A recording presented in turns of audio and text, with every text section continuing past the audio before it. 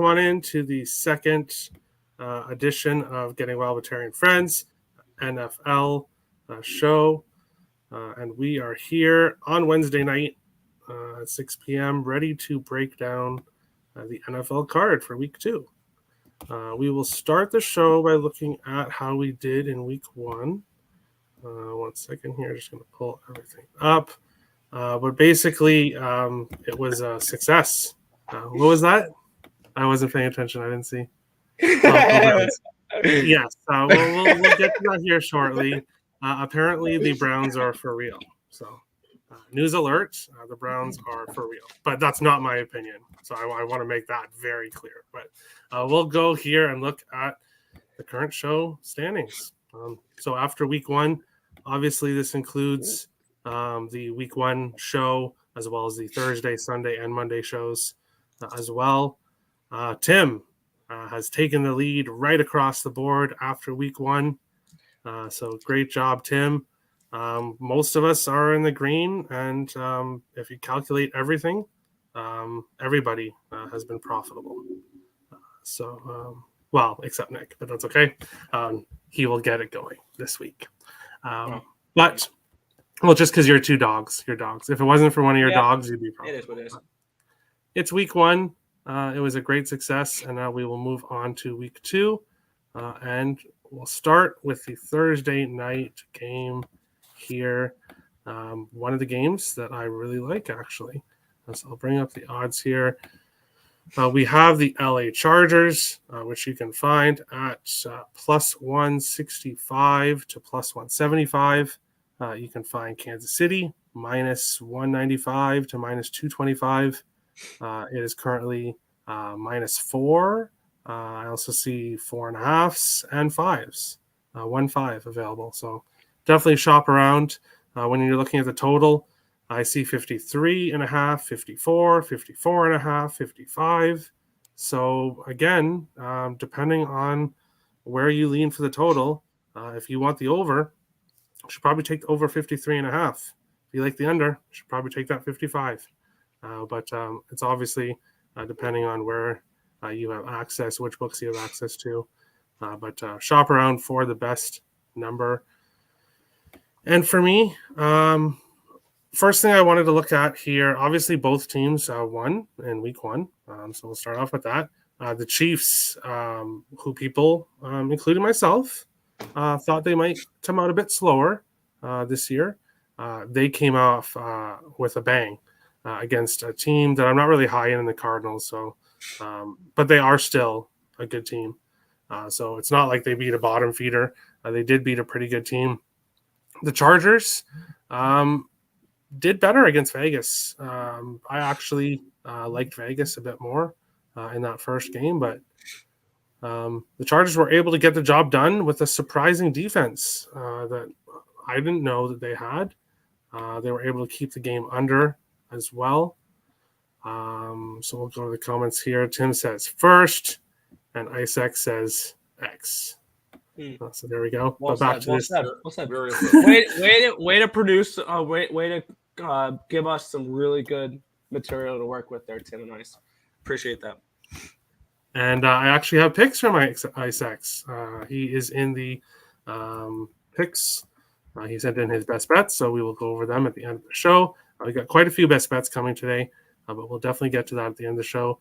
Going to this game, I wanted to bring up the exact record. The Chargers have had success in Kansas City recently. Just bringing it up here. So in their last 4 games, they've won 3 of their last 4 in Kansas City. Last year, 30-24. In 2020, 38-21. Kansas City won in 2019. And then Chargers squeaked by a 1-point win in 2018. So they've had success in Kansas City. And they're coming in here in this game as a 4.5, even a 5-point dog. And I think I don't want to overreact to the Chiefs, obviously, as people say. You don't want to overreact to week 1. But I don't want to overreact to how good the Chiefs looked in their first game. This is a division rival who's had success against them in Kansas City. So for me, I'm going to be backing the Chargers on the spread, most likely plus 4.5. And then also be on the Chargers money line to pull off an upset, which is currently around plus 176. I am waiting to hear on the injury news. I don't know if it's been announced yet. If that wide receiver for Keenan Allen's out. He is out? Okay. He is out. So the line probably shouldn't move any more than it is, I would assume that. So I'll be taking the plus 4.5 in the money line in this one. Cabana says Mahomes revenge game in this one. And Spliff says Kelsey over 6.5 catches minus 132 and ladder 8.5 and 9.5. So Spliff expects a lot of passes to Kelsey in this one. Dave, what do you think about Thursday night football division battle and the Chargers and the Chiefs? Well, first I want to apologize. I look like a bearded Oompa Loompa in like Native American heaven or something. This new laptop, it's actually a better camera than the old crappy one. It's just adjusting for things. It's a bad Twilight-y type deal. But anyways, I love this game. I got the Chiefs at 3.5, and I have the Chiefs as almost an 8-point favorite. I know the Chargers are 5-2 ATS at Kansas City the past 7 games, but that's when lines were over a touchdown. That's when the Chiefs were overinflated. And one of those games was a week, I think a week 17 matchup when Mahomes wasn't playing. Exactly. And, so LA was a 7-point favorite. So their ATS record lately has been skewed a little bit. Chargers are a good team. The Chiefs are just a better team. And also people were worried about Mahomes figuring it out without Tyreek Hill. He threw 2 touchdowns to Edwards-Helaire. So he's finding new ways. Are you telling me the most creative quarterback and the most creative offensive coach aren't going to figure out how to continue to smash people? It probably is going to be a good game, and then Kansas City's going to just, turn it on. I think they win by more than a touchdown. I'm not putting any shame on the Chargers. I also think that Kansas City's defense is sneaky, we'll say average. Look what they did the end of last year. They went 7 of the last 8 games. They averaged giving up less than 10 points, I think it was. So they're definitely serviceable. Best quarterback in the league, one of the best coaches, Chiefs. I still like him at 4.5. All right. Yeah, they did face in week 17 twice. The one Chargers win, the one Kansas City win. But last year was in Kansas City in week 3. Yeah, well, I'm looking at ATS. I'm not looking at straight up wins. I'm looking at and I think the Chiefs covered the last game they played. They're 5-2, the last 7. Yeah. I just looked at Chargers going to Kansas City. Yeah. They've covered. They've been covering. Yeah. What do you think here? Chargers and Chiefs. Yeah. This one was the first play I locked in the week. Obviously, Thursdays, I like to lock those games in early. I got the under 54.5 in this game, and plain and simple, I followed this trend. Last week it was 3-0. This is something I'm going to be betting most of the time when these games pop up. Primetime games, Thursday night, Sunday night, Monday night, take them under.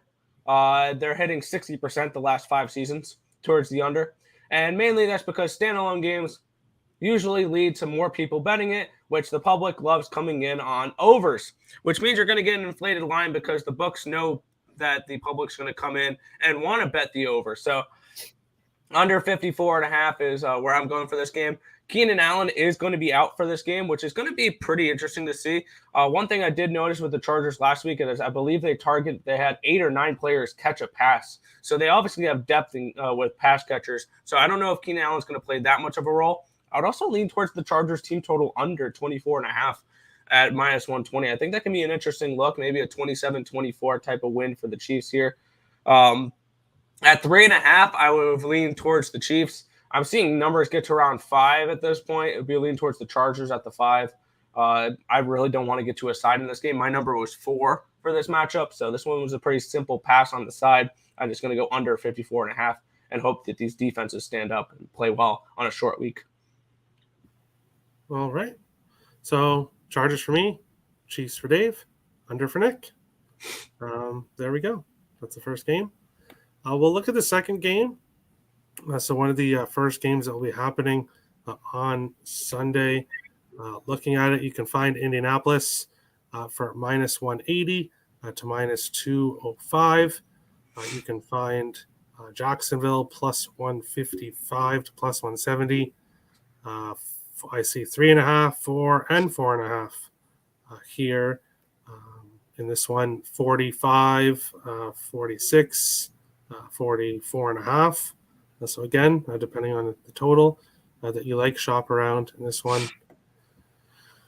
For me, if you watched our previous show, I did say I think this Colts team is a bit overrated.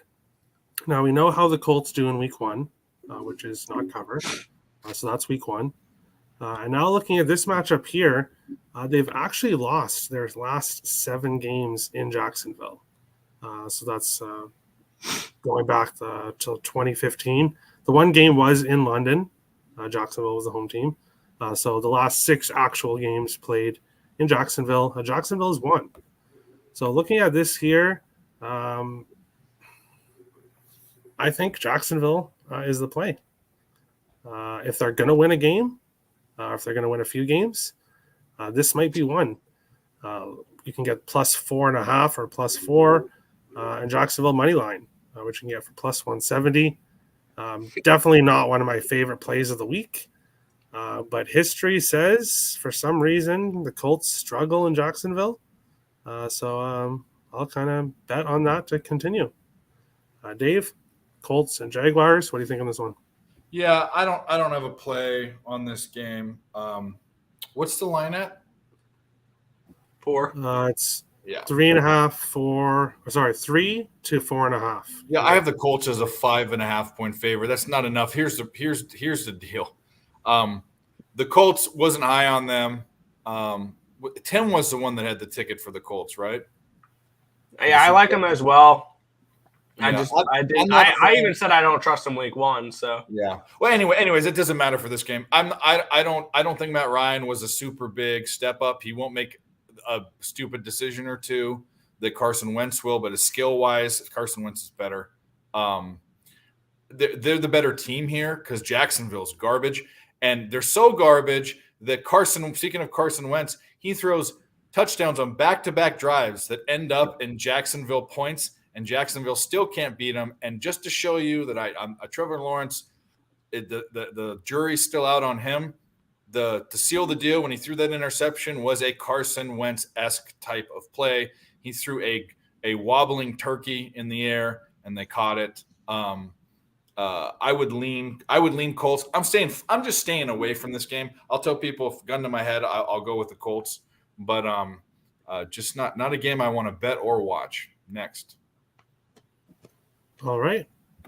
ASX doesn't care about the trend, so hey, to each his own. It is 7 games in a row, so that does say something. But Nick, what do you think? Colts and Jaguars. Yeah, 7 games in a row, and the Colts, I think one reason why they struggle in week 1 is they've had 5 different starting quarterbacks the last 5 years with Andrew Luck, Jacoby Brissett, Phillip Rivers, Carson Wentz, and now Matt Ryan. So they can't come up with a starting quarterback for multiple years in a row since Andrew Luck. So I think that may contribute to why they struggle in week 1. It's just that quarterback can't get adjusted right away. For me, this is a lean towards the under. This was a 47 earlier in the week. Now it's down to a 45.5. I don't know if I like the under as much now that it's gone down a 1.5. That's where I would lean in this game. I would lean Colts as well. I had this game around 4.5, so I think this line's about right.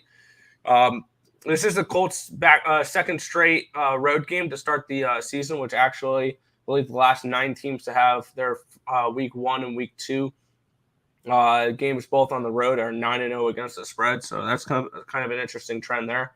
But for me, this is a lean towards the Colts, a lean towards the under. I don't know if I'm going to get involved with this game, though. It's a pass right now. All right. Nothing wrong with passing. I will be doing that with multiple games in the future here. But maybe not this one. This one has caught my eye as well. Bum fights, once again. You can find Washington plus 105 to plus 110. You can find Detroit minus 120 to minus 133. I see 1.5s and 2s towards Detroit. Favorite for Detroit, and 48.5 right across the board except for 148. So books actually agree on the total when it comes to this one. Boy, Detroit a favorite for the first time. I shared that stat earlier. I think they're snapping a 24-game consecutive streak of being an underdog. And they're finally a favorite here at home against Washington, a team I'm not high on. Yes, they beat Jacksonville week 1, but like Dave says, Jacksonville is garbage. But now they're facing a Detroit team who was able to keep the game close and almost pull off a comeback against Philly. Not quite, but did lose by 3 points to the Eagles. They covered. Will they cover here? That would mean they have to win this game. I am leaning with Detroit, minus 1.5. But because I can see the money line now for minus 120, I think if I'm going to play it, I'll probably go with the money line instead, just in case something fluky happens, because you do see 1 point wins. They do happen. And minus 120 is fine. If I'm going to back Detroit, this is a game I'm on the fence with. I want to back the Lions. I can't believe I'm saying that. But I'll hear what you guys have to say. Currently, it's just a lean towards Detroit, but not sure if I'll get involved. Dave, I know you backed the Commanders last week. Are you backing them again? I don't know. The Lions did almost pull off a comeback, and Nick knows I like a good comeback. That's for sure. But I'm gonna say, look, the Commanders are not a good team. That was a Commander spot against Jacksonville. The Lions aren't yet a good team, but they've got pieces, man. I like their running back. I like Amon-Ra St. Brown. I like their coach. I have the Lions as a 1.5 point favorite. Actually, no, I have the game as a pick 'em. So the Lions would be it actually would be a Commander spot, wouldn't it? But with that logic, but it's so close, and I'm going to be very interested to see maybe a Lions team total over might be a look. I haven't looked at that yet. I'm going to write it down. 24. 24? 24. What's the juice? Just 110? Minus 115 on my book over. That's not bad. In fact, I'm probably betting that. That's a good look. I'm not going to take a side; it's too close. But I like the Lions to score points against mediocre to crappy defenses. And actually, Commanders have like a average-ish defense. So, yeah, team total over Lions. That's probably my look in this game. All right. Before we get to Nick, Tim says Washington by 10 plus. Are you going to bet the alternate spread, Washington minus 9.5? Because I will be giving out an alternate spread. You guys already know one of them. I may have another as well. But I may have a couple alternate spreads. And I'll put my money where my mouth is. But I want to be betting Washington minus 9.5. I don't even think you could, because I think most books only go up around 7 points. So I think you might not even be able to do that. But best of luck, Tim. Nick, Commanders at Lions. Do you agree with your brother? Does Washington win by 10 plus? Absolutely not. I wouldn't lay that at all. Because one thing we've seen with this Detroit Lions team is even if they're down 14 points at halftime, they're going to make it a one-score game because they're a good second-half team. Maybe if you want to back the Lions, take them in the second half. They could be a good live betting spot as well. If they fall behind by, let's say Tim's right, fall behind by 10 points, go ahead, grab them plus 9.5 or whatever, because they're going to come back in the second half. And that's why I like the over in this game. I'm probably going to get to this over 48.5, and I like that team total over 24 at the Detroit Lions. I think that this is a higher scoring game. No, I'm not willing to lay juice on a money line with the Detroit Lions. Absolutely not. No. This team has all they do is lose, and now we're trusting them to lay juice with them. Yes, I had this line at -1, so I think this line is correct. But I'm not laying minus 125 or minus 120 on a -1 line for the Detroit Lions here. So My favorite look for this game is the over 48.5, and then I also lean towards the Lions team total over. All right. We'll go on along to the next one here. We have the Miami Dolphins and the Baltimore Ravens. A lot of people really thought that the Dolphins are a little bit overrated, and a lot of people really like New England in Week 1. However, Dolphins were able to get the job done. But obviously, New England and Baltimore are completely different teams here. Miami plus 150 to plus 167. Baltimore minus 180 to minus 200. 3.5s. I see 1.4 available. And then 44.5s right across the board except for 145. So power play seems to have a little bit of different odds compared to everybody else, but are different numbers. I don't know about this one. It's a lean to Miami plus the points. Not something I'm overly confident in, but something I'm looking at. I could see this being a close game and end in a field goal. So lean towards Miami plus 4 and haven't pulled the trigger on anything yet. Nick, we'll go to you first on this one. What do you think, Dolphins and Ravens?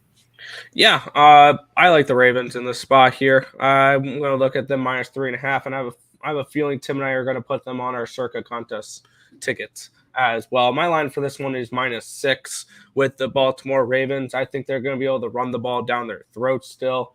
And one thing that we noticed is that New England's offense was not great last week, and we saw that where the Dolphins' defense was able to do whatever they wanted and get stops. I think that this Ravens offense is so much better than the is better than the Patriots offense by far.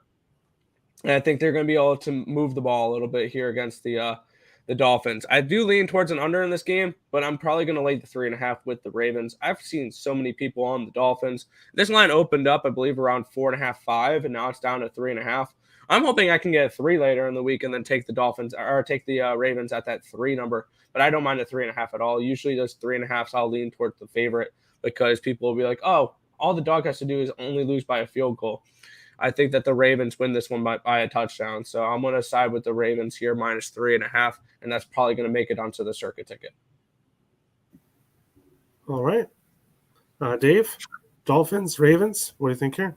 Yeah, I too, I have some near locked in bets for Circa.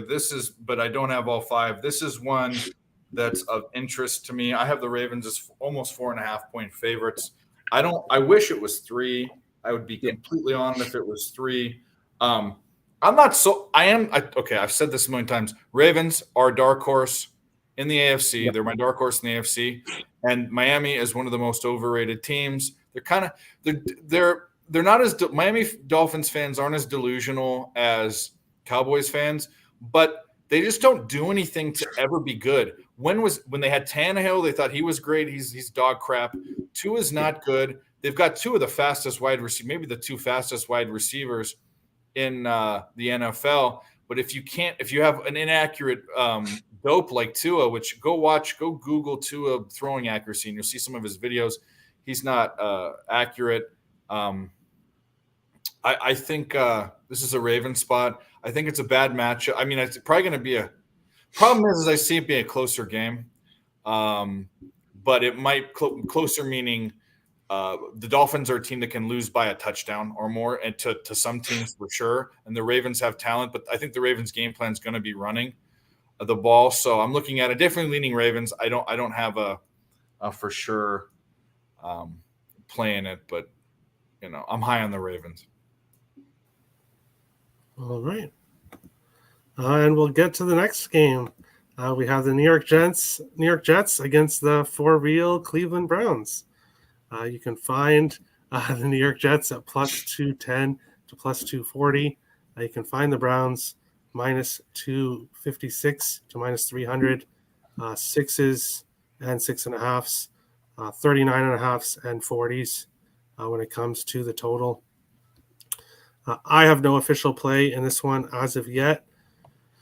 I If it was Jets plus 7.5, that's a slam dunk for me. I'm on Jets plus 7.5. At 6.5, I'm not quite sure, but I do not believe in this Cleveland team. The Browns are the Browns, and they will forever be the Browns until they show otherwise. That they're not a joke of an organization. They're the laughingstock of the NFL for years. I think they're a bigger laughingstock than the Jets or Jacksonville Jaguars. Not sold in this team whatsoever, but I'm also not sold in the Jets. So it's kind of a pass here. If I can get Jets plus 7.5, I will be taking it. But otherwise, it's a pass. You won't find me laying 6.5 points with the Browns at any time. Dave, Jets, Browns, what do you think here?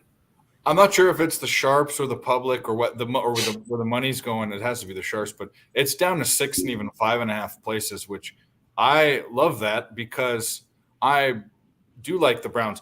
There are teams that are not doing well that are talented, like the Padres, or for some reason they have something going on, or like like the Jays, for instance. They've got a great team, but they've had some issues for whatever reason. The Browns continually have those issues. The front office has problems. This whole looming thing of making a bad decision to pay this guy too much guaranteed money, and he's not even playing. The thing is this team is talented. They have the best running back duo in the NFL. They've still got Amari Cooper, which is a good wide receiver. They have an elite offensive line, and their secondary and their front seven are in the top 7 in the league.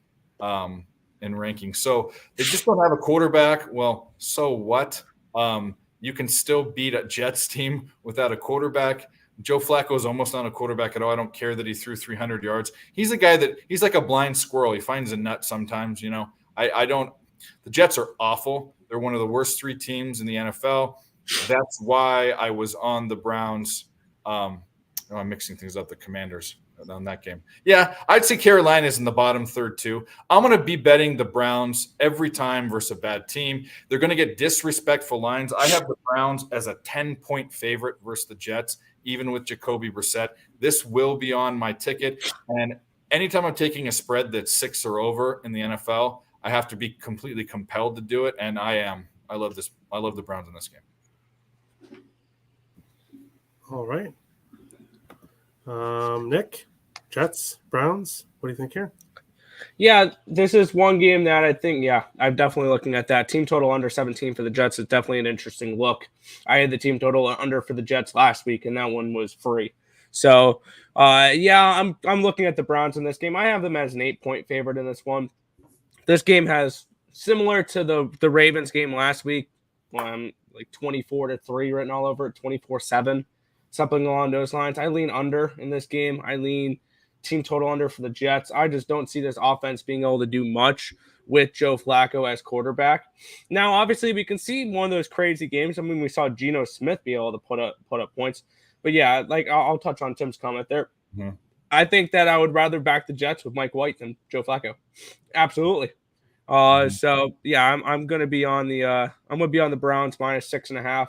And probably the Jets team total under as well. I expect them to put up 10 points max in this game.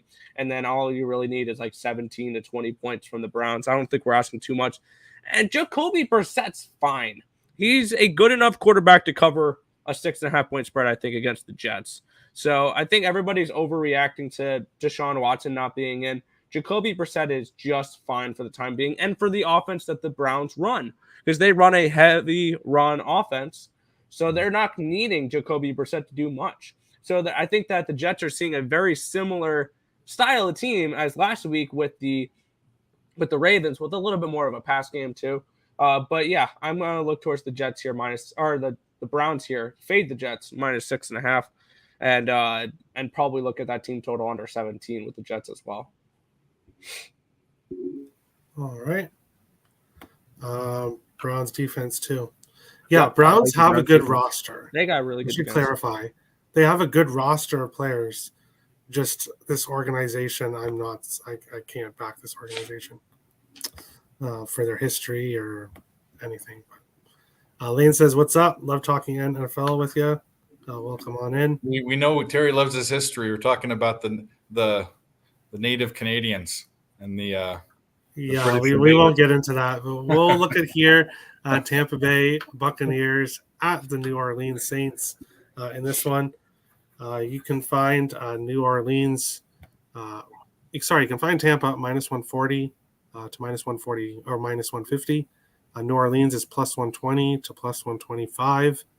I see 2.5s. I see a 2 and I see a 3.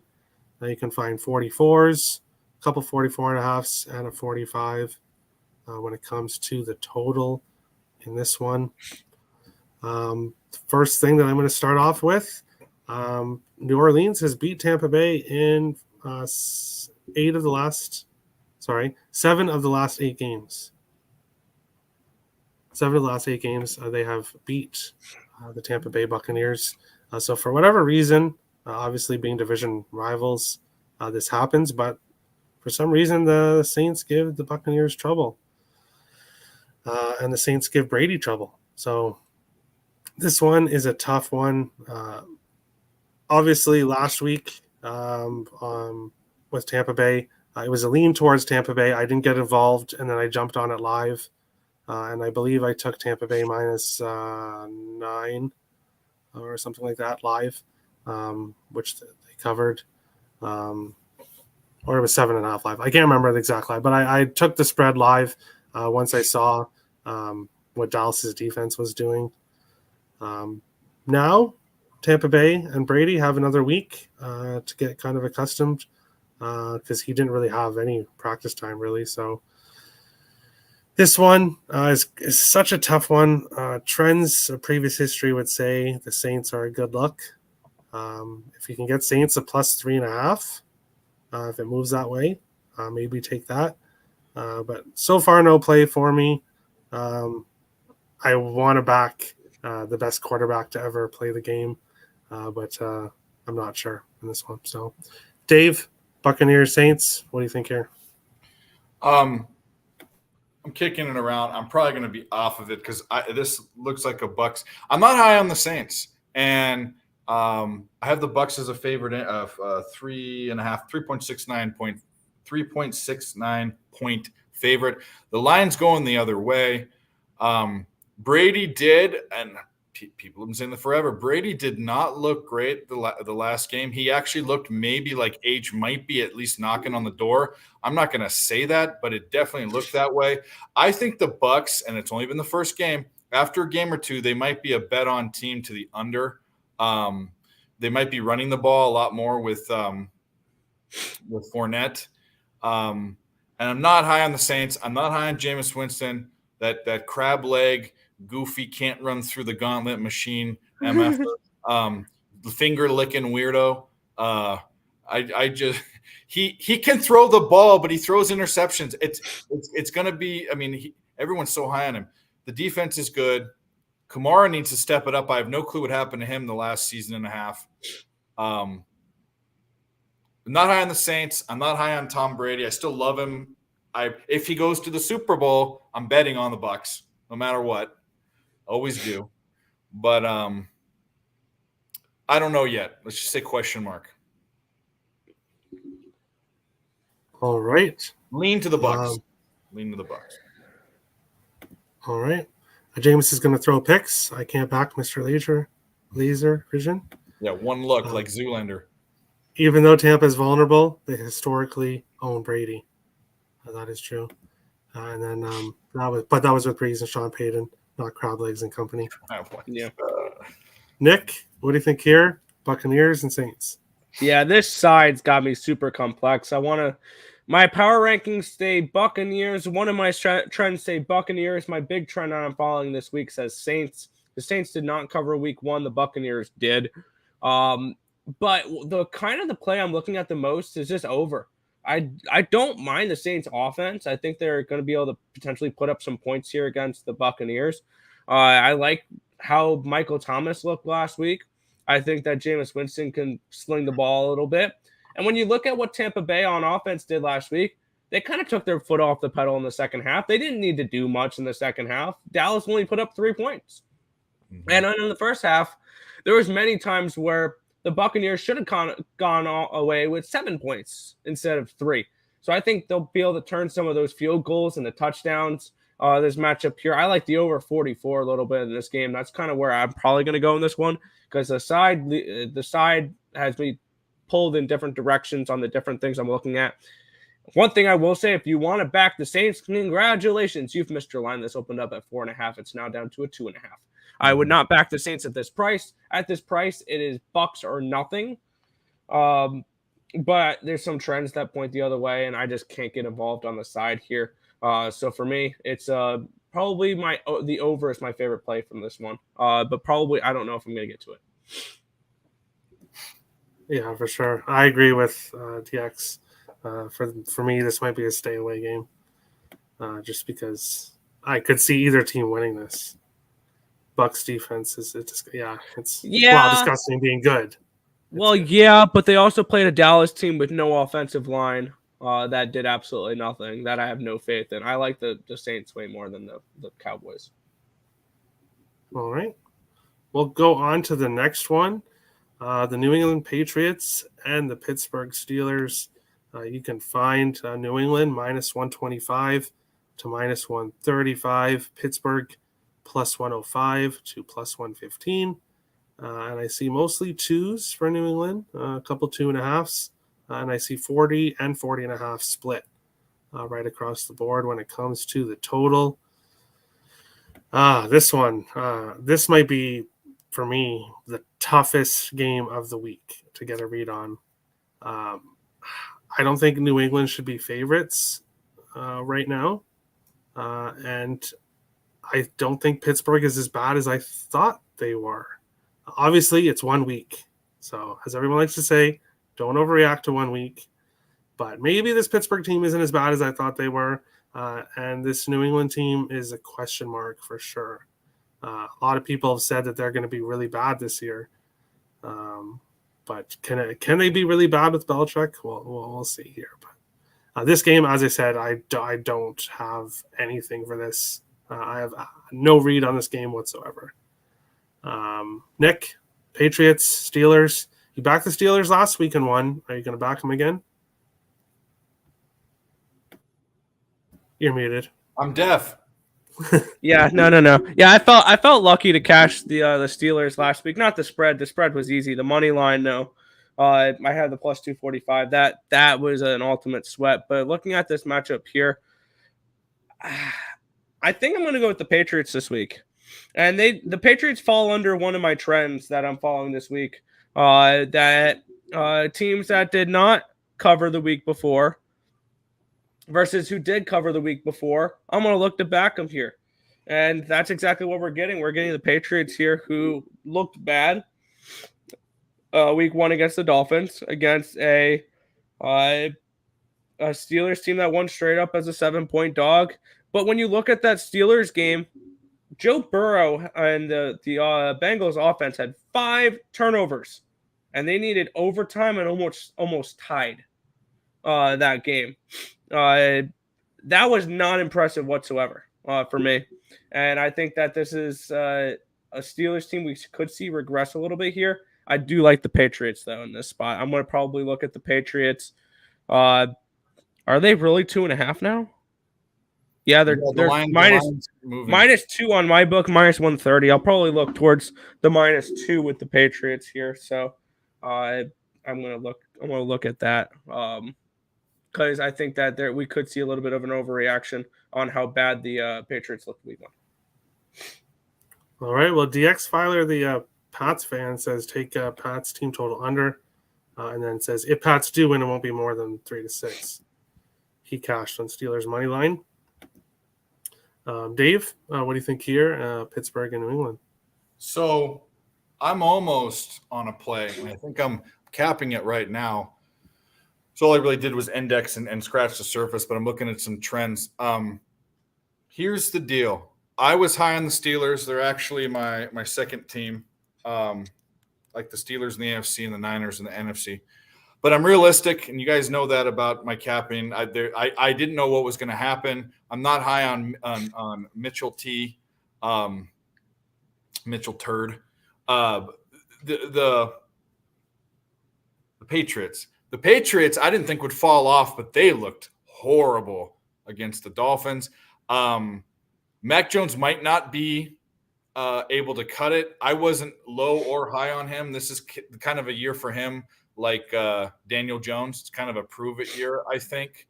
But the problem is I have the Steelers as 3.36 point favorites. This opened at 1. So even without TJ Watt, the books were saying that the Pats were a favorite. And I have no clue why. It doesn't make any sense to me. I'm also looking at the trends, and this is pushing me over that. New England are 1-5 ATS their last 6. They're 4-1 ATS their last 5 versus Pittsburgh, but Pittsburgh's 6-1 straight up in their last 7 games at home. So that means it should, it's a money line play. We're also 4-2 ATS their last 6. So most all trends are Steelers. Steelers to me definitely look like the better team, might be the better team. And Belichick's a good coach, but Tomlin's not a bad coach either. So I'm making it official. One of my circle plays and bets I'm playing is I'm taking the Steelers and the points, and I'm probably also betting a full unit on the money line on the side too. All right, DX is not super high in Pitt, just super low on his Pats team. I'd agree with that. Oh, crap, I forgot Brian Flores went to the Steelers. Crying faces. If you don't want to side, under 40.5 seems pretty darn good. Yeah, I think that would probably be the better look in this game. I agree. It's a good look. All right. But that could be an overreaction to week 1, too. That might be, but IceX, Patriots fan, says Patriots still win. I think the Patriots win this matchup. We'll go on to the next game here. Knicks, New York Giants. 1-0 to start the year. Got the upset win in their first game. Panthers, heartbreaking loss for me, backing them in week 1. And now they are headed to New York. You can find Carolina plus 105 to plus 115. The Giants minus 123 to minus 133. You can find Giants minus 1.5, minus 2, minus 2.5, minus 3. Carolina plus 3, plus 2, plus 1.5. Definitely shop around 43 and mostly 43.5 when it comes to the total. For this one here, I want to say I'm not overreacting to week 1, but I do think the Giants win this game. I'll start off with that. I think the Giants win this game, but I'm not overly excited to back them as a favorite. I'm not going to say this Giants team is for real, but this Giants team could be a little bit better than some people have thought. And this Carolina team, I backed them in week 1. They're not a team I want to back very often. And this spot, I feel like Giants minus 1.5, minus 112 might very well make my card because I think the Giants team at home will get the win. Hopefully they can cover minus 1.5 or minus 2, whatever other people are betting. Dave, Panthers, Giants, what do you think of this one? Are you on medication, Terry? I don't understand. You backed the Panthers versus the Browns. Now you're saying the Giants are going to beat the Panthers? I don't understand it. By the way, I have no pick in this game. I don't care. I just wanted you. But you know what? The Giants might win. Whatever. I don't understand the logic. I can't help but think, even though the Panthers aren't a good team, they still probably have a more well-rounded team than the Giants. I actually like the Giants quarterback, but I don't like Baker Mayfield. I think that's probably the only shining spot or as far as difference goes. I capped this game as the Giants at a 1.99 point favorite, and it's at minus 2. So I have nothing from an index. I have nothing from an eye point of view. I'm not interested in either of these teams. The game's probably going to be, not so great to watch for a non-fan. So I'll root for the Giants. You guys are both going to be on them. I know what Nick's going to be on. So we'll have to see here in a second. But DX says Giants could start 4-0, and yeah, people have been Yeah, that's one thing I did mention during the preview show, that Giants to win the division at plus 750 was interesting because their strength of schedule is terrible because they finished last year, so they get all the last place teams on their schedule from the NFC. Lane thinks it will be a one-sided game.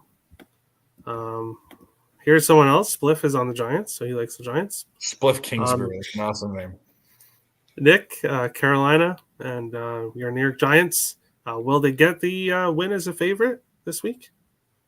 Yeah, I don't know, honestly. I think that this Giants team can be excited heading home after getting a win in week 1 for the first time in a while. I think one thing that's going to keep this off is, Tim mentioned it, the Giants covered last week. The Panthers did not. But if you got the Panthers early, they did cover. But the closing line, they did not. That was a weird game. That line moved an awful lot. So how much you can truly read into that, I don't know.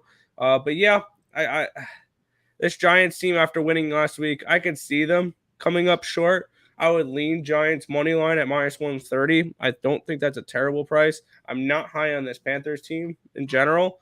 And I think to back up Terry from last week, the Panthers were at home against the Browns, but they're on the road now against the Giants, which could be a little bit of a difference because I know playing at home is obviously easier than playing on the road. This game is a pass at the moment, 43.5. I could see an over in this game potentially because I like the way the Giants offense was starting to move in the second half of that game against the Titans. So I can see this game going up and over the total a little bit here. But for me, it's a pass right now with a lean towards the over. All right. Yes, I backed the Panthers. 1, because I'm not very high in the Browns. 2, it was obviously the Baker Mayfield revenge angle. It didn't work out very well, but I went with it. And then, they were at home. So, that's another reason. But I don't know. This Giants team just might be a little bit better than I thought, at least. But like DX is saying, they could start 4-0, and then you fade the shit out of them afterwards. So potentially, we'll see how it goes. Was I muted there? Yes. Oh, good. Moving on, we have the Seattle Seahawks. Tim's big dog. The reason he's in first place all across the standings, cashing for him on Monday night. We can talk about the choice to kick the field goal, but I'm sure we'll get to that later on when we talk about the Broncos. But Seahawks got the win, and now they're in San Francisco to face a 49ers team. And what I'm hearing a lot about this 49ers team is that they're playing the wrong quarterback. Whether or not that's the case is to each person's opinion. But Seattle is plus 333 to plus 350. San Francisco minus 415 to minus 500. San Francisco minus 9.5, a couple nines. I do see a 10 for Seattle. 41.5 and 42. People talk a lot about teasers. I haven't really done too much teasers. I do alternate spread parlays, which is basically, I guess, kind of the same thing. But Seattle plus 14.5 on a parlay sounds pretty good. If it goes to Seattle plus 10.5, that's probably going to make my card. I'm not very. I know it sounds so weird because I talk shit about a lot of these teams in week 1, and now I'm considering betting on them in week 2. And it may look like I'm overreacting to every little thing that's happened. No, I'm not high in the Seattle team, but if it goes to plus 10.5, 10 points is a lot. And I don't think this 49ers team should be trusted by 10 points. So for me, right now, no play. But if it goes to plus 10.5, I'll be taking Seattle plus the points.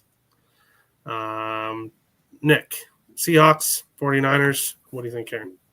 Yeah, I like an alarming amount of favorites this week, and a lot of favorites that are coming in off of bad performances as well. This is one of my overreaction plays. This line, I believe, was 11.5, 12 at open, if I'm not mistaken, and it went all the way. Yeah, I think it went all the way up to, or all the way down to 9 here. Give me the Niners minus 9 points. I'm totally cool with that. My line for this one's 12.5. And yeah, this Seattle team, that was their Super Bowl last week. That was their big game last week. This is an absolute flat spot for them. I'm also going to look at the Seattle Seahawks team total under in this game as well, under 14.5. I really like this defense from the 49ers. And last week, you can throw last week out for the Niners. They were playing on a slip and slide at Soldier Field with a lot of weather conditions. So yeah, the offense was going to look bad.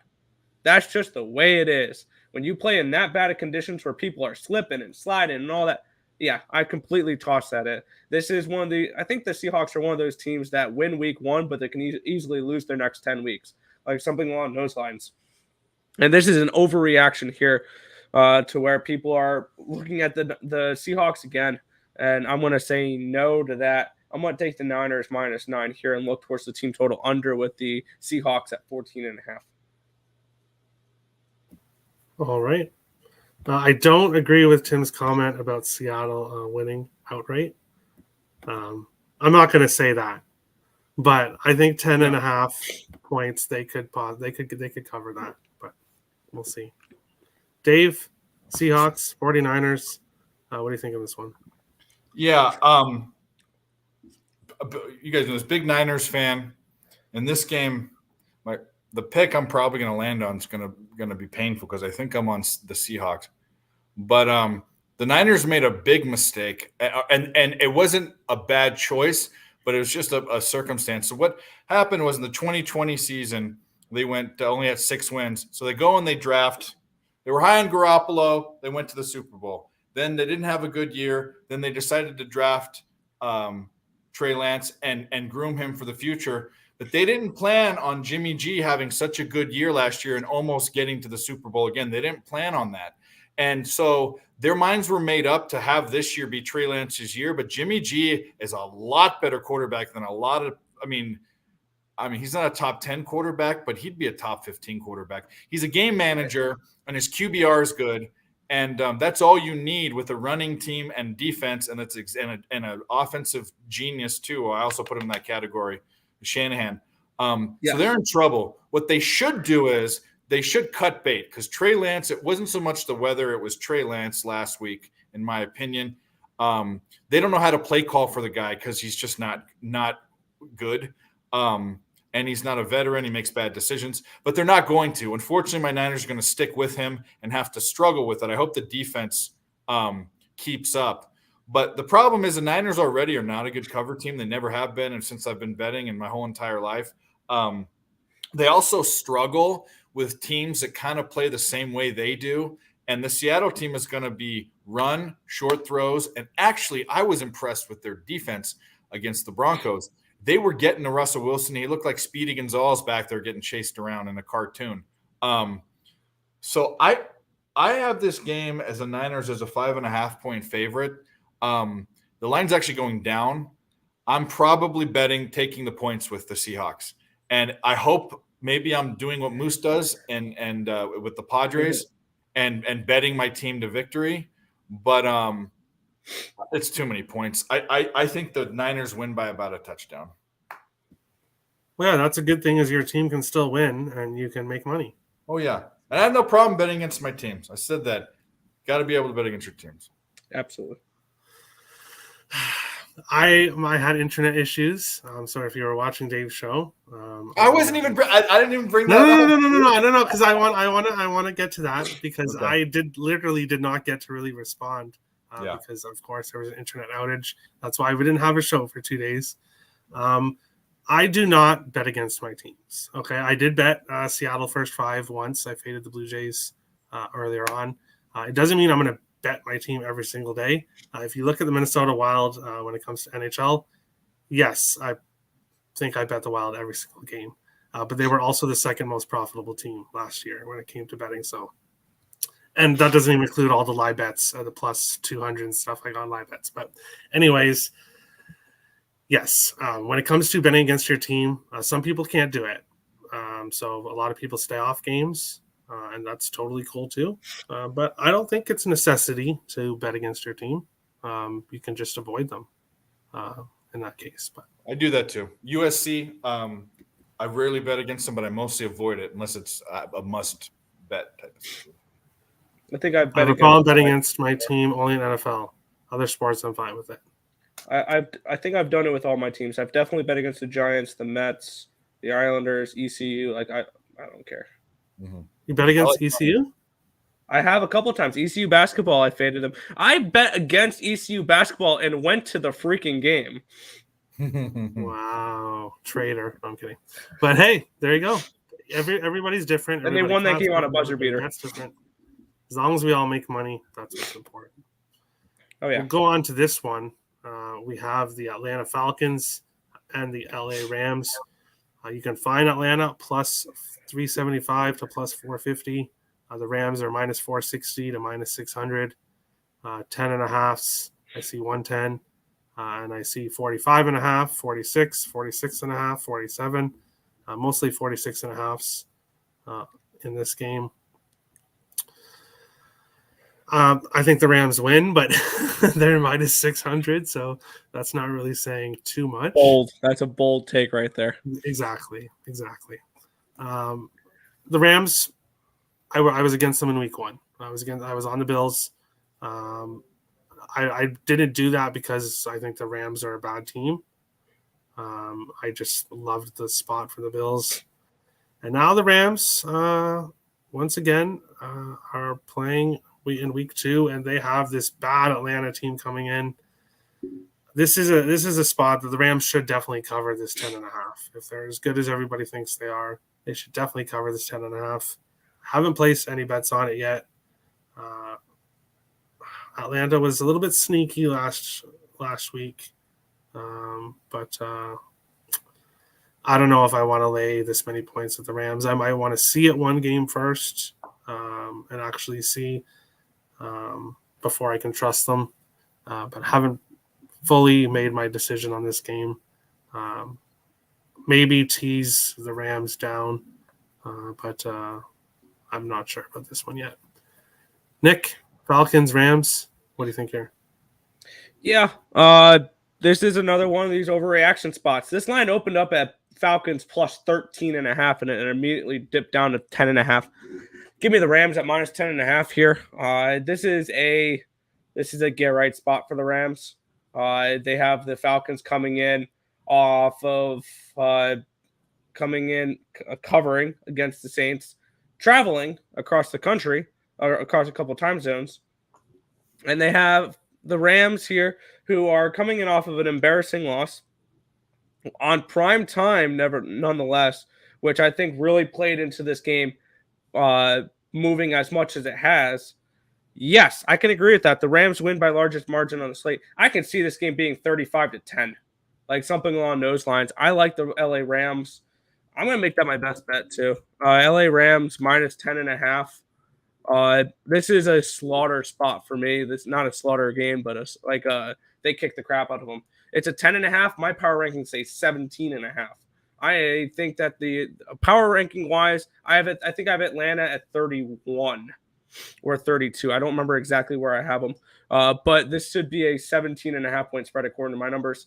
And we're getting 10.5 here. So this is a letdown, or not a letdown spot, but this is a for the Falcons, but this is a get right spot for a pissed off Rams team that got embarrassed on primetime game.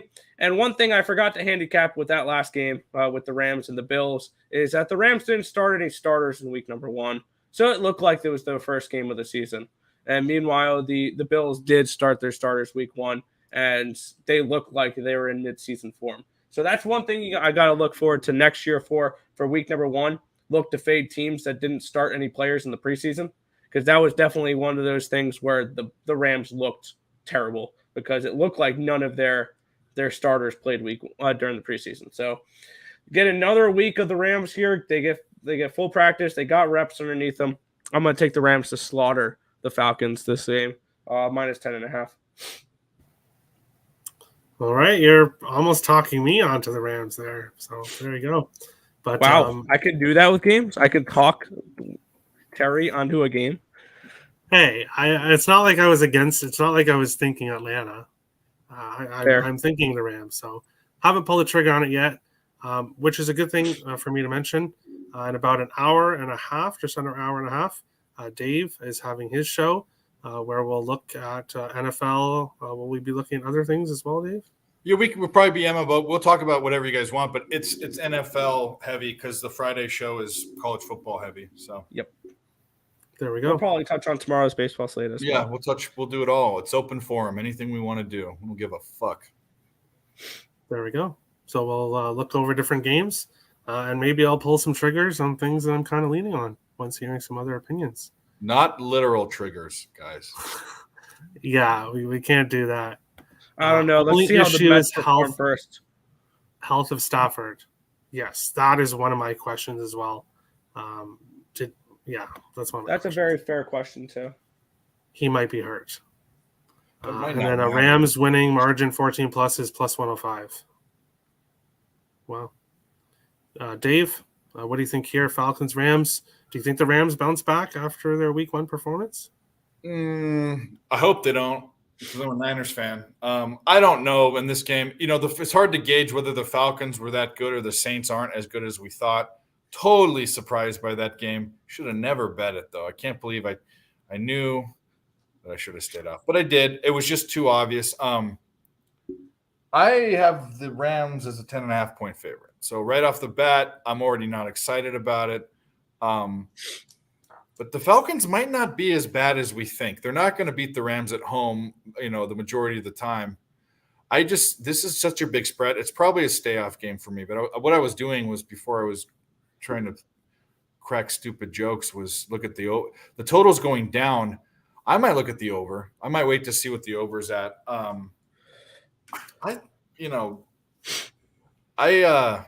I'm not high on the Rams, but I think people might have overlooked the Falcons, not for doing anything special, but they're probably they might not be the worst team in the NFL, which is not saying a lot, but the Jets and the Jaguars are going to compete for that, I think. Yeah.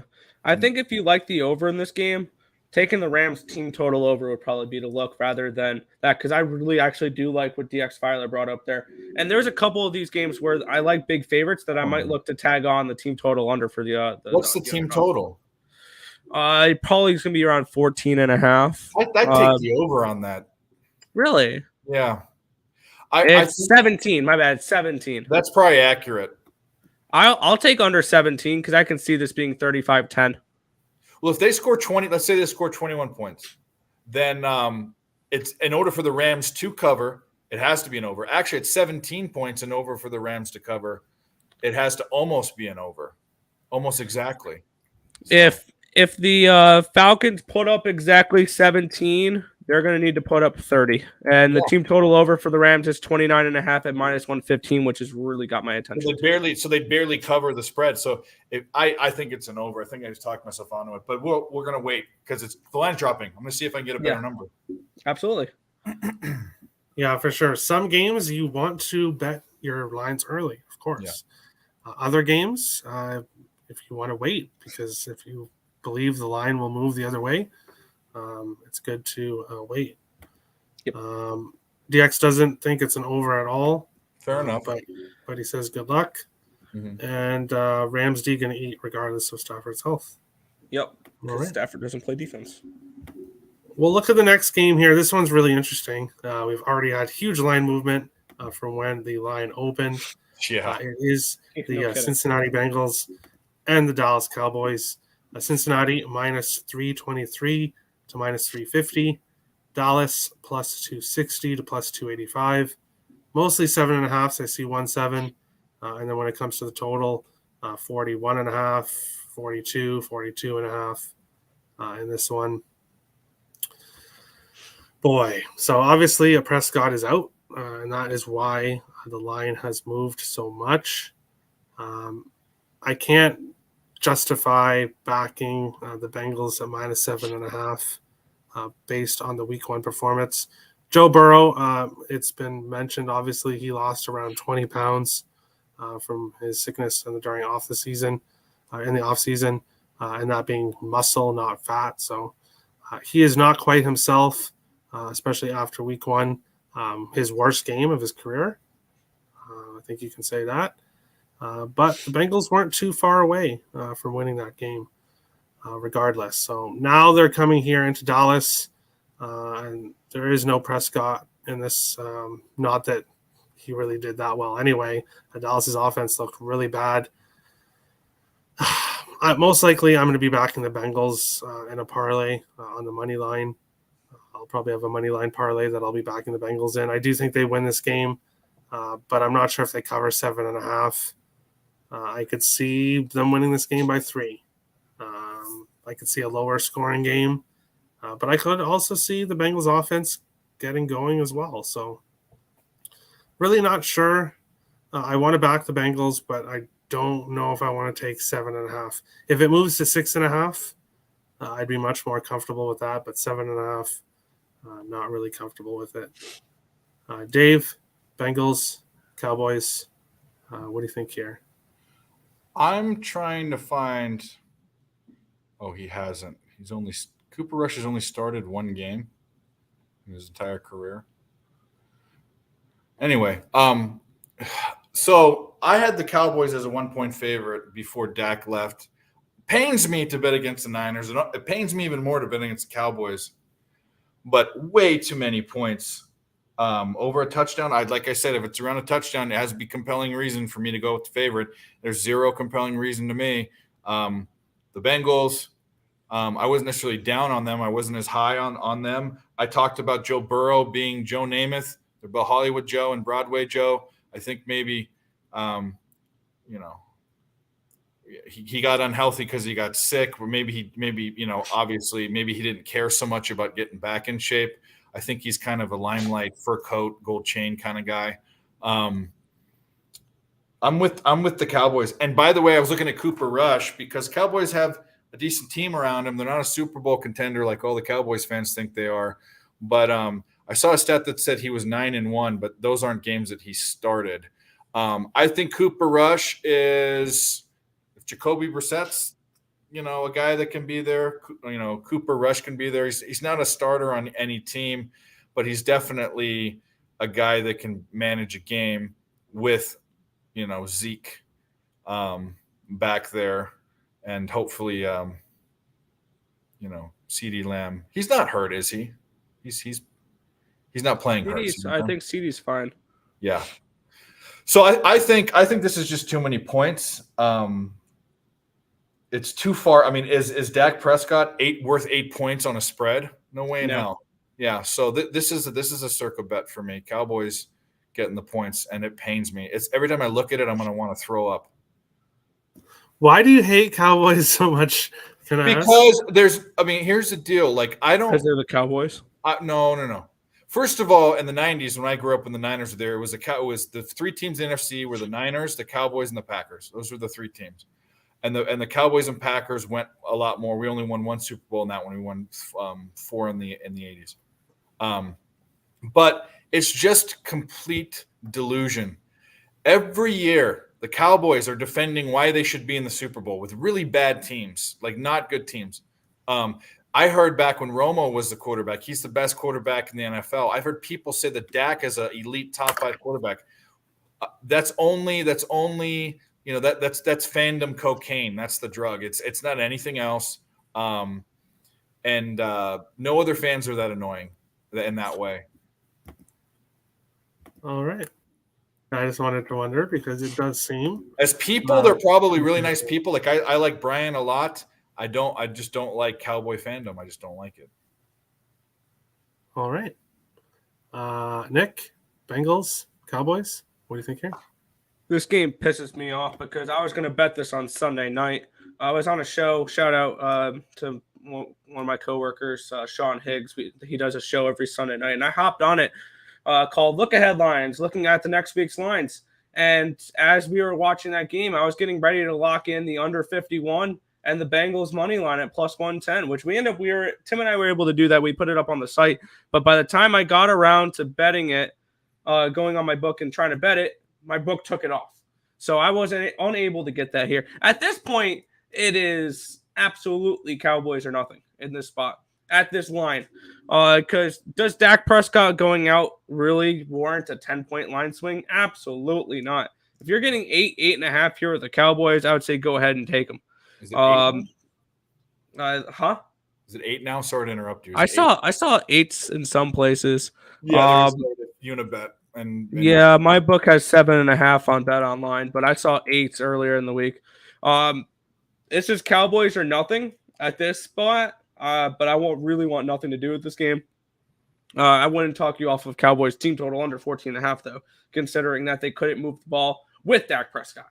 What makes us think they'll move it without him? So this is a spot here where I really want nothing to do with this game. But if I have a gun to my head, forced to bet a play, it is the Cowboys at plus points.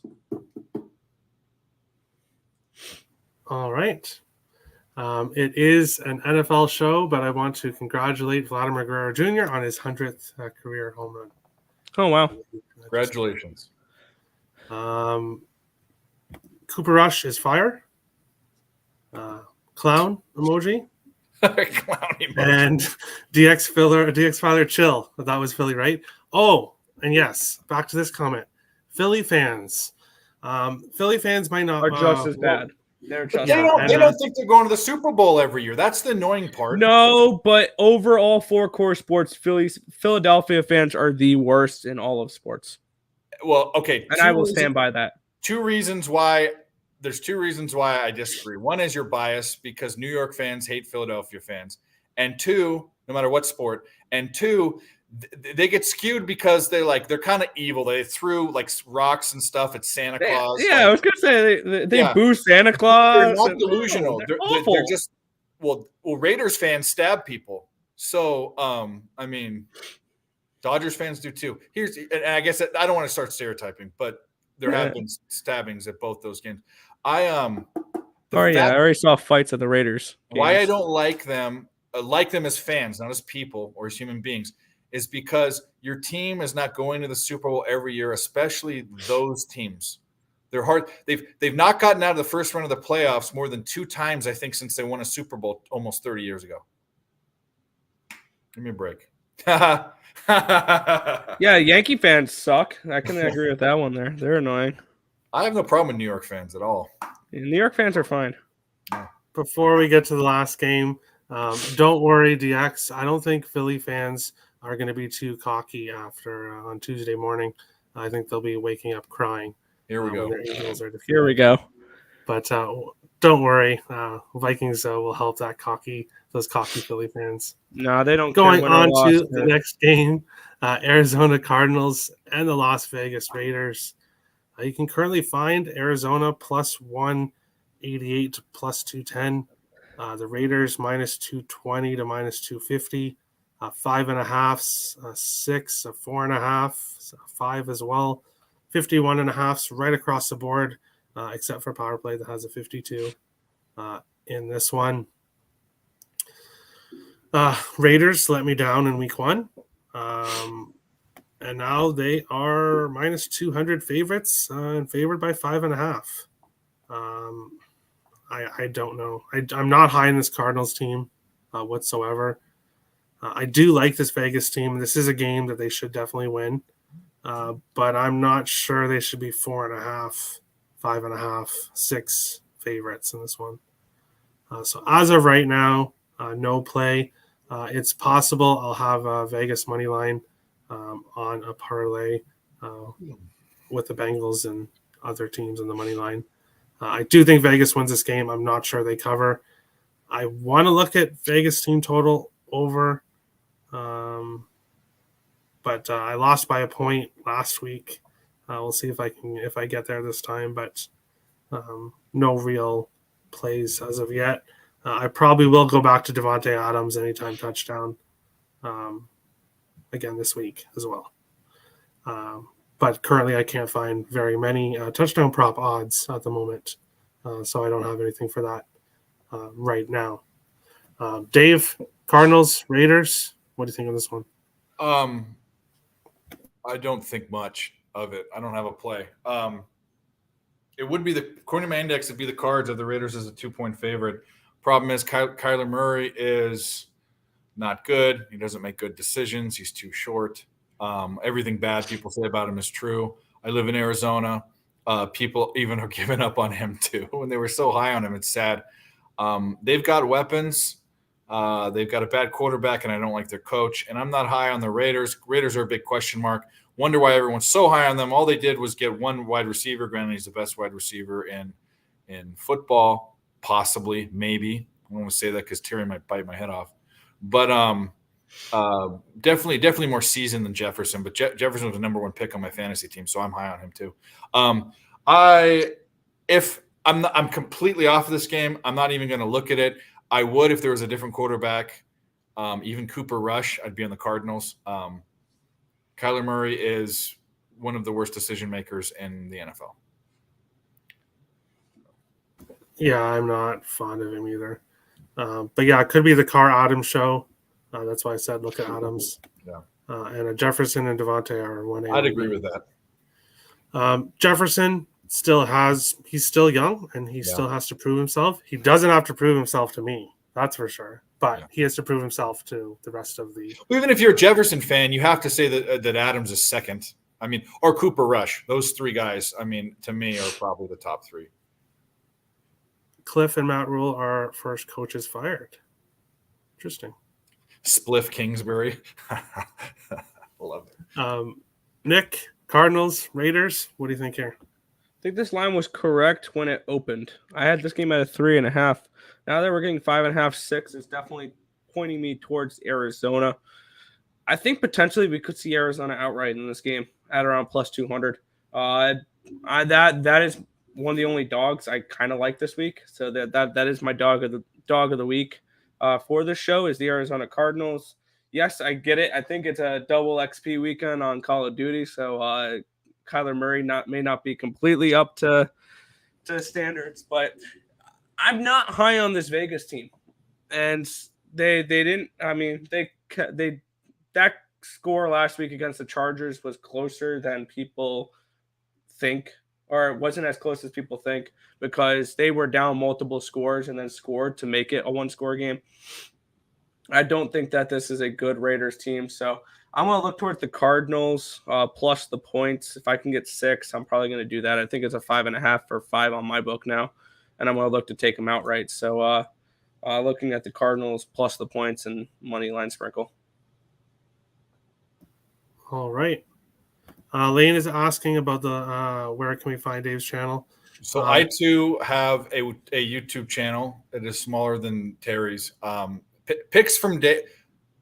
Put in picks from Dave, NFL, or even picks from Dave to show up on YouTube. If not, go to picks from Dave from Twitter. My link's there. If we're not friends, we should be. Why are you watching this channel if we're not following each other on Twitter? Get out of here. I'm just kidding. I put the link here in the chat. So copy and paste that. I know that the link is in the MLB shows. I don't know if the link to the channels are in the NFL show. But yeah, definitely find it because you don't want to miss a nerd talk. Imagine being a top 3 highest paid quarterback that we have to capture on a release date of a video game. Yeah. It's not the release date; it's double XP weekend. What a world! I don't even know what that means. I'm older than you guys are, but this grown men thing playing video games just weirds me out. It's a new millennial thing. It is what it is. If they don't cover +6 2 weeks straight, then I got to ring the alarm on Arizona. Well, the alarm's been ringing, dude. The building's burning down. Escape. Yeah. And Dave got it.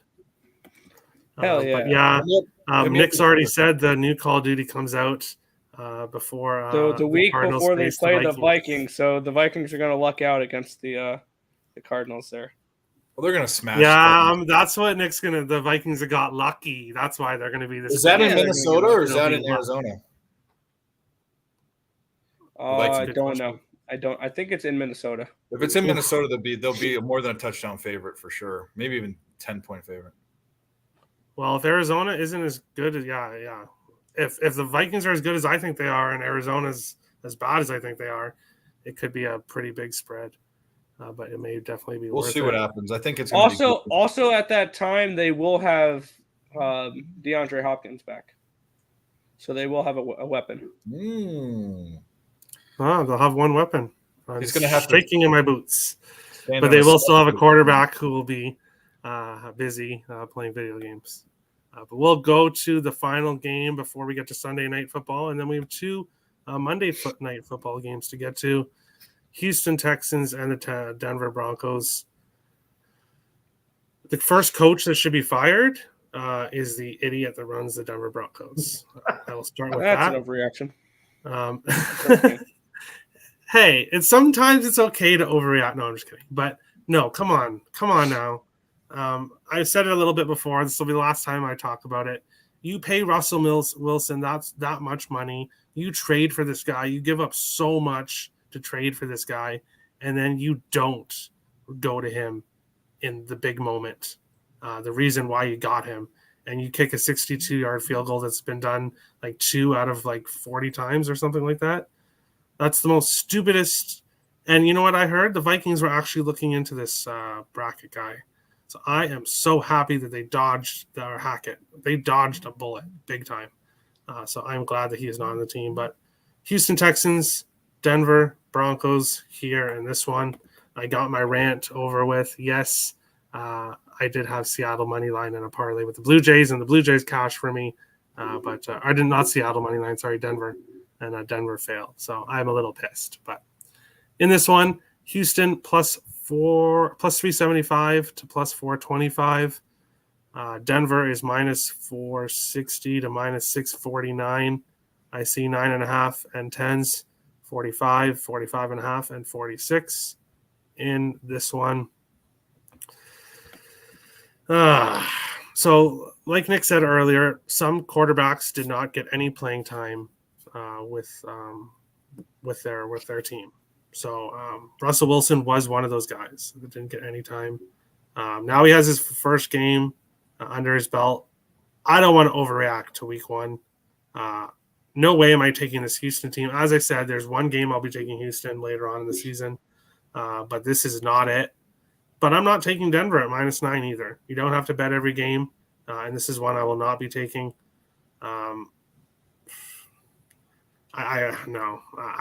Denver should beat this Houston team if Denver is as good as everybody thinks they are. But they burned me last week. I need to see a little bit more. If they come out here and beat Houston by 14 plus points, then they're on the right track. But if they don't, if they win this by like 3 or heaven forbid lose this game, then I may be very wrong on this Denver team. So no play for me in this one. Nick, Houston Texans, Denver Broncos. What do you like here? Broncos Nation, let's ride. No, this is a bounce back game for the Broncos here. Because you got to keep in mind, last week was the Super Bowl for the Seattle Seahawks, and that was a game I had circled since May that I wanted to back the Seahawks. That was not a Broncos spot for any stretch of the imagination. Unlimited for iPhone. Sorry. Unbelievable. But yeah, my line for this game is Broncos minus 15.5. I have the Texans, I think, at rated number 32 in the league. Number 31, the Falcons number 32 rated in my in the power rankings here. But yeah, this is a bounce back here for the Broncos here. I'm going to take a -10. I'm going to look at the Texans team total under as well. I think that the Broncos blow them out here. All right. IceX likes Houston plus 10.5 and over 43.5. Dave, what do you think here, Houston and Denver? Well, I just want to say first that it shouldn't have had to come to that field goal. That was a horrible, horrible call. By the way, I know what he was trying to do. He's trying to get cute. I think two things. One is I think you saw Russell Wilson, how the Seahawks got to him. He wasn't really trusting in him, which is a bad look for Russell Wilson. Probably is kind of pissed at him. But the other thing is I think he was trying to be cute as a new coach and be like, oh, I made an alternative decision and I still won the game and whatever. He's a dope. He probably will be gone. But that team, give some props to Seattle's defense. Give some props to Geno Smith. And let's talk about these backs, this Broncos team that fumble the ball and get on the 1 yard line and can't get in. So I wasn't. The Broncos are another team where I'm scratching my head, just like the Raiders. They got a dude. He is a dude. He's a Hall of Famer. But we saw that team's not really clicking. Their defense wasn't as good as everyone was saying. I'm halfway to taking the Texans. I just need to look at the Texans. They are not good. But I will say, if you looked at the Texans versus the Colts, they gave up a ton. I mean, Matt Ryan threw for 352 yards. They did intercept him once. This is the thing. Matt Ryan threw for 350, and Taylor ran for 160, and they still couldn't beat the Texans. And that might be more of a statement to who the Colts are. But if we're talking about double-digit spreads with teams that I'm down on, granted, this is a bounce-back spot. The Broncos should win by 10 points. It's not an obvious bet, but it's something I'm gonna look to try to find the Texans. I'm gonna try to find a way. All right. DX says DeBall should get Coach of the Year if he can get Giants into the playoffs. Yeah, I agree. If you can get that team in the playoffs, shit, buy him a Lamborghini or something. There we go. Sunday night football. The Chicago Bears and the Green Bay Packers. Can both these teams lose? I guess they can tie. So that's my wish is that they tie. No, go Bears, go. Because I'm not scared of this Bears team. But as a Vikings fan, you should always be scared of the Packers team. Don't overreact to week one. Rodgers does struggle in week one. So maybe the Packers offense hasn't gone to complete shit like some people think. We will definitely see Sunday night football. You can get the Bears plus 340 to plus 400. Green Bay is minus 430 to minus 500. Tens, I see 9.5. And then 42 and 42.5 in this one. I am tempted with Green Bay minus 9.5. I think that this should be a bounce back spot for the Packers. But I'm not putting my money on it. I'll be rooting for the Bears as a fan. I think the Packers definitely win this game, and they should win by double digits. But I don't know. Maybe not having Devontae Adams is going to really hurt Rodgers. We'll have to see in the long run. Dave, Bears, Packers, what do you think here? Pass. Last week wasn't an indication of where the Bears are. There was a weird kind of fluky deal. They're still a bad team. They're still one of the worst teams in the NFL, bottom 5. And the Packers are still a good team. I don't think they're as good as everyone else thinks. I think, Vikings future money on the division is definitely live. But I have no interest. The cap on this game is accurate. There's no real betting angles. I don't like either team as far as I'm not dislike them, but I have no interest in them. So I won't be watching or betting this game unless someone's got a cool prop. All right. Nick, Sunday night football, Bears and Packers. What do you think of this one? That's a cool prop. RELAX. Relax. The Packers are fine. They're not going anywhere. Apparently, they like starting their season week 2 the last few years. So we saw this last year. The Packers lost 38-3 week 1 against the Saints, and they bounced back the next week, and they were fine. I'm going to back the Packers here. I'm going to lay the 10 points, 9.5, 10, whatever it is. I'm also going to look at the Bears team total under and the full game under. Once again, a primetime under, and I don't think the Bears put up more than 10 points in this game. I think it's going to be like 23-10, 23-7, something along those lines. I was looking it up the other day. I looked up who the owner of the Chicago Bears is, and it popped up a picture of Aaron Rodgers for whatever reason. So I'm going to look for the Packers to continue to dominate the Bears. Team total under 14.5 for the Bears is definitely of interest to me. Looking at the full game under as well at 42.5 in some spots, and looking to lay it with the Packers here. I'm expecting a blowout here, 30-10, 24-7, something along those lines. All right. So you say relax, that they're fine. What if, let's say, Bears win this game by 3? Let's just say that happens. Would Alarm you bell. be alarmed? That's alarming. Yeah. All right. Dave, Oh, you already talked about this game. It is a pass. I'm sorry. We'll go on to the first Monday Night Football game that we have. I'll have action in both Monday night games, so not so much at the end of the night on Sunday, but I'll have action on Monday night in both games. Tennessee plus 375 to plus 350 or plus 330. Buffalo's minus 425 to minus 500. I see you can get an 8 for Buffalo, minus 9.5, minus 10.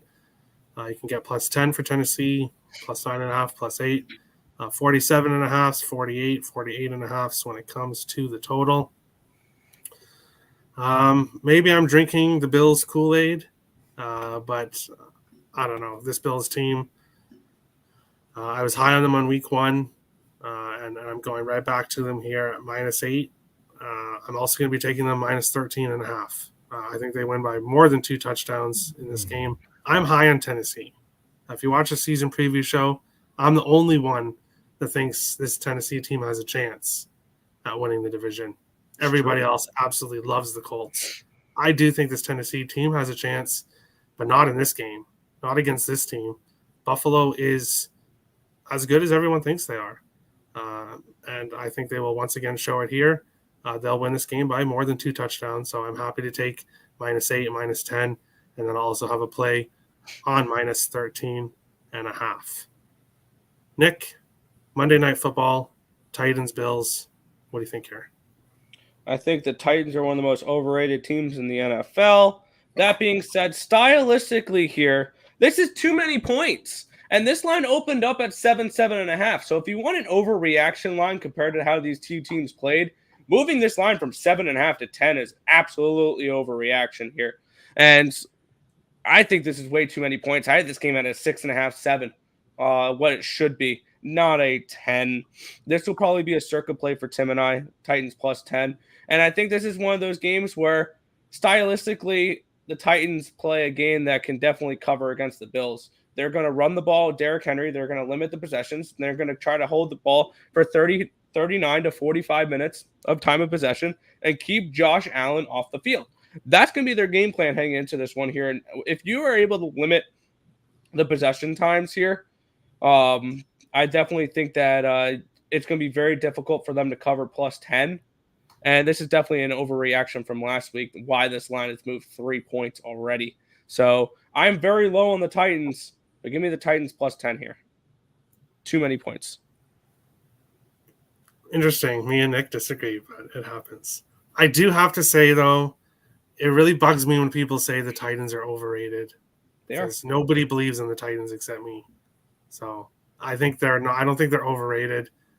I can't remember what the word Tim used for them, but I don't think they're overrated because mediocre. I can't remember. But Dave, Titans, Bills. Do you like the Titans? Are you with Nick? Do you like the Bills? Are you with me? Or are you not on it or on a total? I'm not on it. I think the Bills definitely win. The Bills could smash the Titans. I actually think it's a bad stylistic matchup for the Titans. Not a game that they can come. They're not a team that's going to come back if the Bills suddenly open it up. They don't have the weapons. I don't care about that division, the AFC South. I think Colts are the best team in that division, but the Titans, I don't like Tannehill. Love Derrick Henry. Love the coach. Don't like the quarterback. Defense is pretty good, above average. It's not a bad team. It's not. I think they exceeded expected value last year. They went further than their team is good enough. They went past their level of talent. They're a potential playoff team. They're a potential wildcard team. That's my opinion. All right. We'll go on to the final game of the week. We have the Minnesota Vikings. That's funny. And the Philadelphia Phillies. It's not the Philadelphia Phillies. Finally, I did it. I knew I was going to do it eventually. And it happened. I didn't proofread. It's not the Philadelphia Phillies. The Vikings would smash the Philadelphia Phillies, that's for sure. But Vikings and the Eagles, you can find Minnesota plus 110. Plus 105 to plus 115. The Eagles are minus 127 to minus 138. I see minus 1.5, minus 2, minus 2.5, 50.5 or 51, 151.5 when it comes to the total in this one.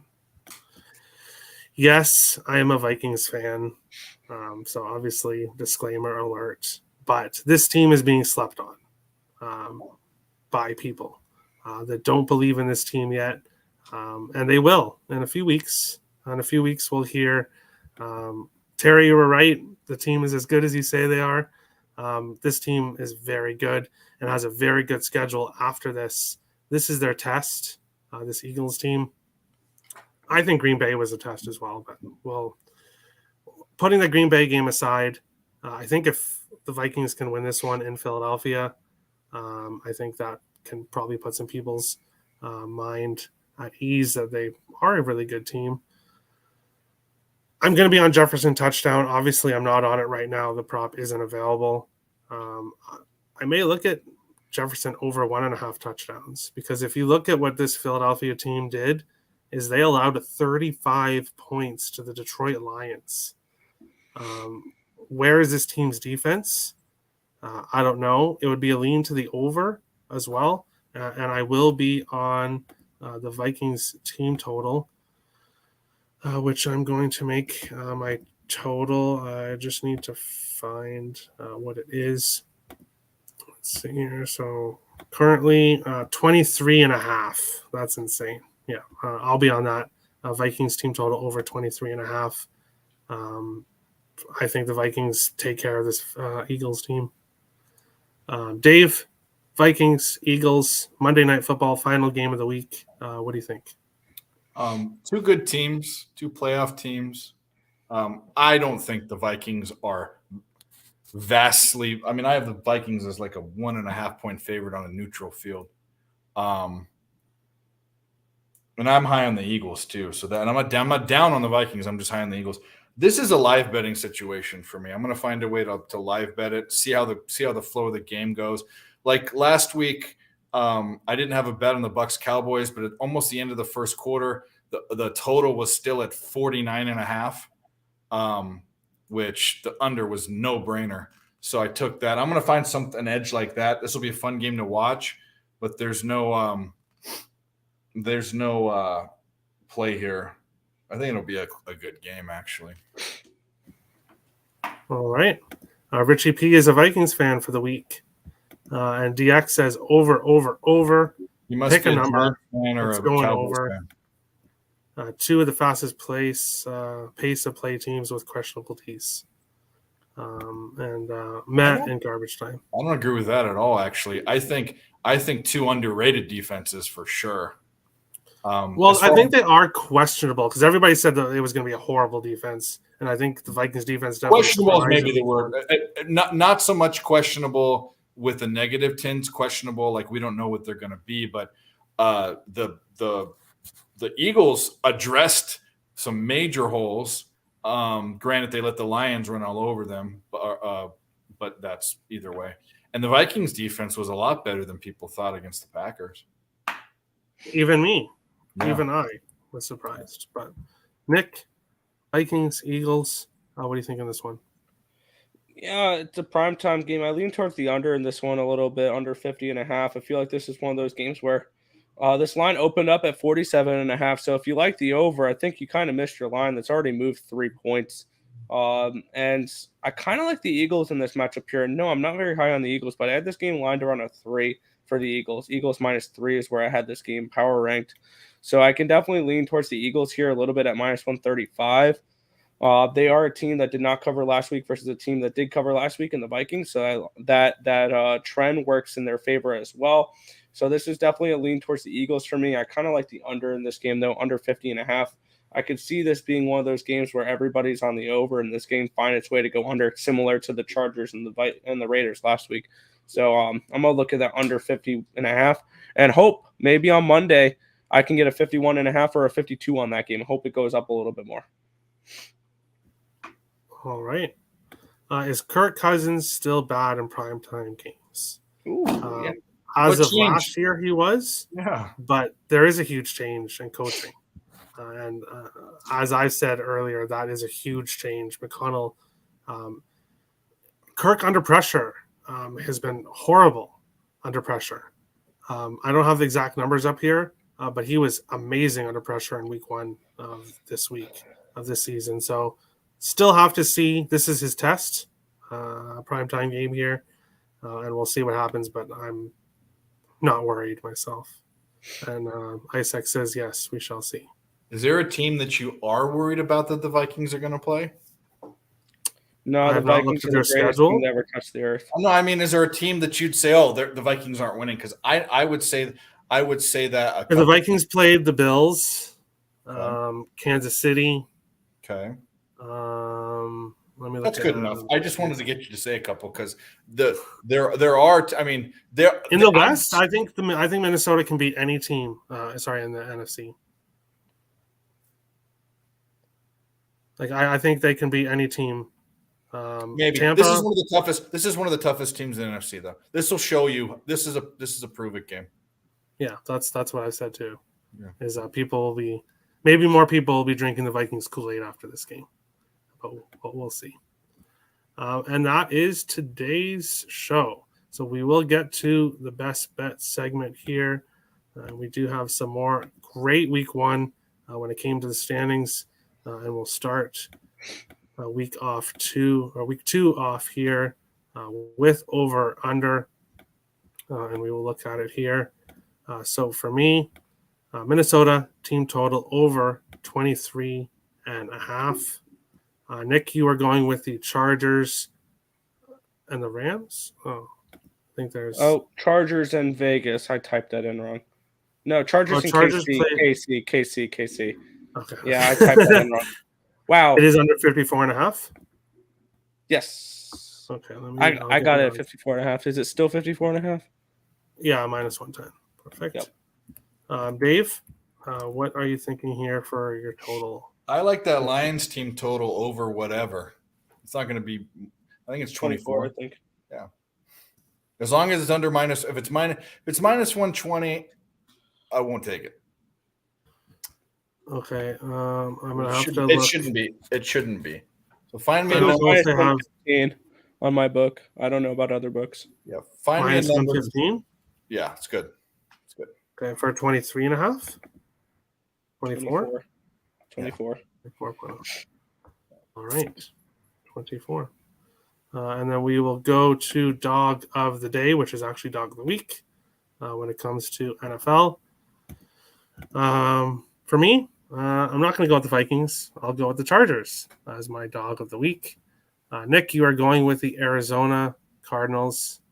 Tim is going with the Seattle Seahawks plus. Here we go. Here we go. This is the start of the end. Here we go. Hey, if he hits that one, he's going to be hard to catch up. But we'll see. Bryant is also going with the Cardinals. Manny and IceX are both going with the Carolina Panthers. DJ going with the New Orleans Saints. And I did forget some people with the over-under. So we'll have to go back here after I put in Dave's. So we'll go back to the total. Manny is on Minnesota and Philadelphia, under 51.5. Bryant is on Carolina, team total over 20.5. IceX is on Arizona, Vegas over 51.5. And DJ is on Carolina and the Giants over 43.5. So make sure I get the over-under in there. We did dog of the week. And then we will go on to best bets. For me, Vikings money line, no surprise, plus 115. Nick, you are going with the Rams minus 10.5. Tim is going with Washington Commanders money line, plus 120. Bryant is taking the LA Rams over 3.5 touchdowns, plus 120. Manny is taking the LA Chargers plus 4.5. IceX is doing Chargers plus 3.5 and the under 53.5 for plus 290. And DJ is going with Cincinnati minus 7.5 plus 103. Dave, what do you think here? Best bet. Well, my dog of the day is the Steelers. Oh, I skipped you. I'm sorry. Mm-hmm. Wow. You did it again. Can you believe that? Quiet down, Tim. You're not even supposed to be here. Pittsburgh Steelers. Okay. Pittsburgh Steelers, and I'll get the odds for that. It's probably pretty around. It's around. You know what? Is it minus? It can't be minus 110. Let me look it up while we're here doing this. Pittsburgh money line is going to be plus 115. 150? It is? Well, shit. Yep. I have 140. Yeah, that's fine. Good. Let's do it. Let's do it. And Nick is going with Arizona. It's not minus 115 or plus 115. Yeah, plus 115. Am I wrong? I think he may have heard you say 150 instead of 1. No. I'm saying 115 plus 115. I'm getting way. We'll do it later. I'm getting way like 140. Plus 140? Where? Yeah. At what's DraftKings for you guys? Maybe it didn't refresh. DraftKings is plus 110. Oh yeah, I didn't refresh. Yeah, plus 115. Yeah, points plus 115, and then Arizona Cardinals is plus 210 for Nick, and then going on to best bets, which I already went through. Dave, what is your best bet? I don't know yet. Let me point because I like these two. No problem. I'll quickly look for minus 106 for your best bet there, Nick. It's either the Cowboys or the Browns. I'm gonna put my money where my mouth is. I'm gonna go with the Browns. Minus 6. The for real Browns. Let's do this. the not for real Browns. Is it just know if it doesn't cash, you're going to be hearing about it. No, I'm kidding. That's fine. But he's 6-3 against the Eagles, 2-0 since. I can get minus 6. I can get minus 6 at BetMGM. All right. So Cousins has done well against the Eagles. Good. Vikings versus Saints in London, week 3. Oh, damn. They got to go to London? Oh, that sucks. Oh, week 4. Okay. Game 4. No Terry, Vikings dog of the week. Yeah, well, I don't want to take Vikings best bet, Vikings dog of the week, Vikings team total over. I have to be a little bit. I have to not look like a homer too much. Okay, Richie? That's what the glasses off sometimes. Yeah, I got to put other bets in. I do really like them. I'm not going to take the Vikings every week. Don't worry. But I am taking them this week. Keith likes Commanders plus 1. Commanders and Lions home team total points over 24.5. So Lions team total over 20.5 is plus 100. Yeah. Do you want the 24 or the 24.5? 24 is good. At minus 115, I'm good with that. All right. And then I like it, Tim. So there we go. Understandable. But that is the NFL show. So thanks for tuning in. Make sure to tune into Dave's show in 37 minutes to go over more football with some other people. And then we'll also be looking at some baseball as well. If you're new to the channel, hit the subscribe button. If you like the content, smash the like button. We appreciate all the support. Best of luck on your betting in the NFL this week. Let's all smash the bookies. Smash the like button. Have a good one, guys. Oh.